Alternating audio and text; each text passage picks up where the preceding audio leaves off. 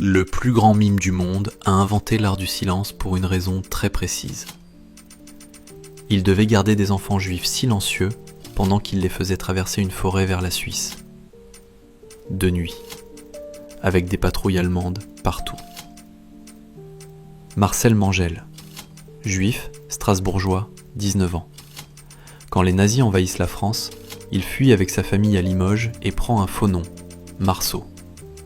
Son cousin, Georges Loinger, est un chef de la résistance juive.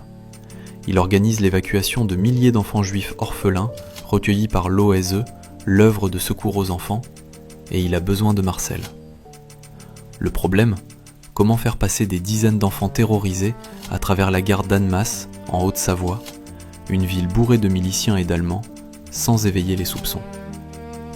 Marceau, le futur mime, se déguise en chef de patrouille scout. Les enfants portent des uniformes scouts. Un panneau annonce l'arrivée d'une colonie de vacances. Le train arrive en gare. Marceau traverse le quai avec les enfants. Les miliciens les laissent passer sans un contrôle. Mais après la gare, il reste le plus dangereux.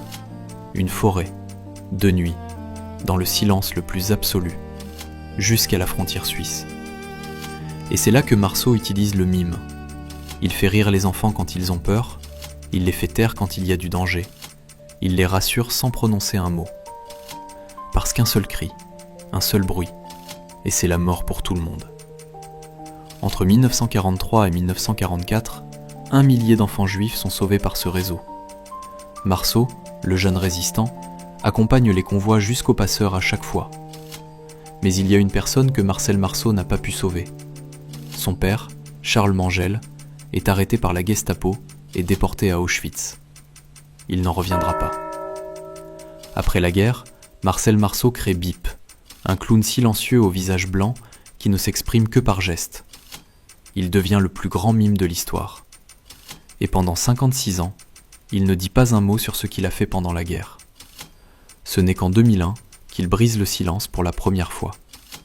L'homme qui a inventé l'art du silence l'avait d'abord pratiqué pour sauver des vies,